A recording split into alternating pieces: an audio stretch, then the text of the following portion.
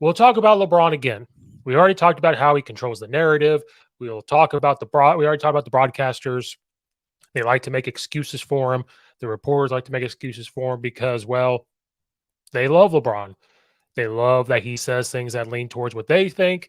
They like the politics that he leans towards because that's where ESPN and Disney are going towards, more political items. And that's what talk shows on ESPN are about. LeBron says all those things. People want to, they'll think they'll get a lot of views when all they talk about on ESPN and Fox is LeBron James. So after the loss to the Denver Nuggets, LeBron talked to, he said, "Oh, I got a lot to think about," which then he knew the reporters would then come out and say, "Oh, you're thinking about retirement and everything else." So now nobody's even talking about the Denver Nuggets and their sweep. Nobody's talking about how well they played. They're even talking about the Lakers, saying this is one of the best losing Lakers teams we have seen. What? What do you mean? Oh, they played wonderful for the 4 games and lost. Nobody has ever said that, and the only reason why that is being said is because it's LeBron James. Why do reporters and broadcasters help him with this narrative and also make excuses for him all the time? It makes no sense to me. Never understood it because I would think that this wouldn't get a lot of clicks and views and reading because it's LeBron, but maybe it does. Who knows? But I never understood why they said it's the best. They played phenomenal and they lost. Why don't you talk about how well the Denver Nuggets played? Let's try that story out because they deserve it. They deserve it because they did play well. They beat the Lakers. They swept them. Now they're off to the finals. So the story continues to be taken away from them, which is unfair, but it's LeBron James. If LeBron James is not on this team, they would not say this. I don't understand it. But even after the retirement, now it comes out and says LeBron has been playing with a torn tendon in his foot. And he might need to require surgery on his foot this summer, which is probably why he said he has a lot to think about because depending on how the surgery goes, will he make it back? So here's the deal. Yes, he probably did have something wrong with his foot. But the thing is, the only time we ever heard anything about his foot was he heard it on February 26th against the Dallas Mavericks. He was on the court and they claim he said, "I heard it pop," which you never hear it pop. You feel pop. So LeBron doesn't understand that. Then he came back on March 26th. He revealed doctors suggested that he might need season ending surgery at that point, but then you never heard about it again. Why did you not hear about it again? Because they started to win. They made it to the playoffs. Then they win. They beat the Warriors. They get to the Western Conference Finals. Then they got to play the Denver Nuggets. So you never heard about it. Now, if they were losing, I'm going to get to that point here in a second. If they were losing, one of two things would have happened. All you would have heard about was this foot surgery and how it's affecting LeBron and the team, or LeBron would have been done if they would have thought he wasn't going to be in the playoffs, if it wasn't going to work, and it would have been done. And all you would have heard about was that foot. Why? Because LeBron plays the narrative, he makes excuses, and the media and broadcasters and the reporters, whoever, make excuses for him as well. Yes, it's probably serious. Yes, he is going to need surgery, but we didn't really hear about it until afterwards. It wasn't fully talked about. It's not broadcasted out there. Yeah, it's probably there for us to look up.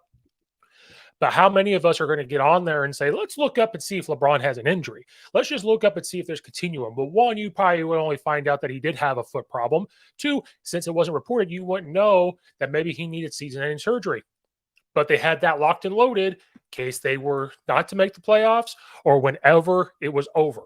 If he would have won the championship, if they would have won the whole thing, it would have been, oh my gosh, you see the injury that LeBron played with. Oh my gosh, let's bow down to him. Oh my gosh, it's amazing how tough he is to play with that. Oh my gosh.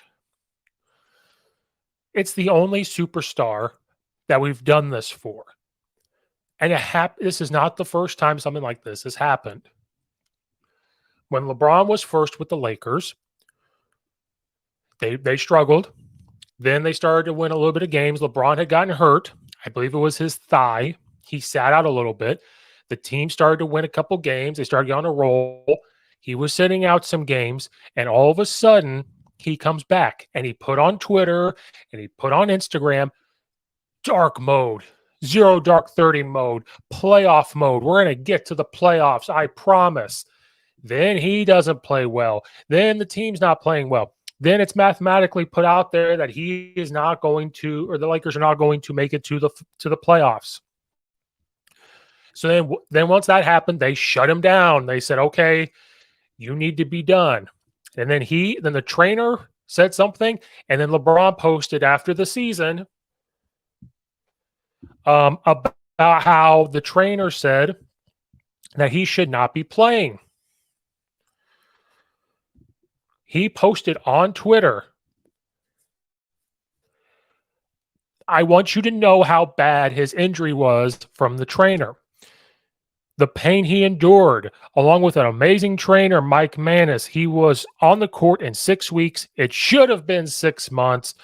Unselfishly, he endured pain, pain, pain." He didn't post that. LeBron posted that. LeBron posted that with the trainer. Here's what it said. "As a PT for 27 years, I've had the good fortune to work with some of the top athletes in the world. Then came LeBron. I want you all to know how bad his injury was, the pain he endured. Along with amazing trainer Mike Manis, he was on the court in 6 weeks. It should have been 6 months. Unselfishly, he endured pain, pain, pain. He did not want to let the Lakers down, the fans down, but I know what he went through. I learned about determination, the will to win, and how to get the job done. He is a force to be reckoned with." That got posted after the Lakers were done. Like the season was done. He was done. The trainer posted that. He posted it as well because LeBron wants you to feel bad for him. The media wants you to feel bad for him. They're going to control the story. They're going to control the narrative, and they want an excuse. If they would have made the playoffs that year and won a round of the playoffs, you never would have known. Never would have known. But LeBron needs a way out. He needs excuses to be made for him. And this is another one with the foot surgery. I'm not saying that part's not true. I'm not saying that he doesn't need the surgery. But what I am saying is, why we hear more about it now? Because he's done.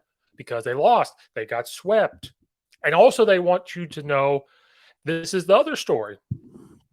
"Oh, look how well he played because with his foot. Oh my gosh. Look how well he did. And he was hurt." Kobe Bryant did it. Michael Jordan did it. All the other Hall of Famers played that way, but it wasn't this huge praise because LeBron is a baby. He's a big baby. He wants excuses. He wants to be loved by everybody. He cares what people think about him. He just plays the narrative again, and I can't wait for him to retire so I don't have to hear about the narrative about him anymore at all.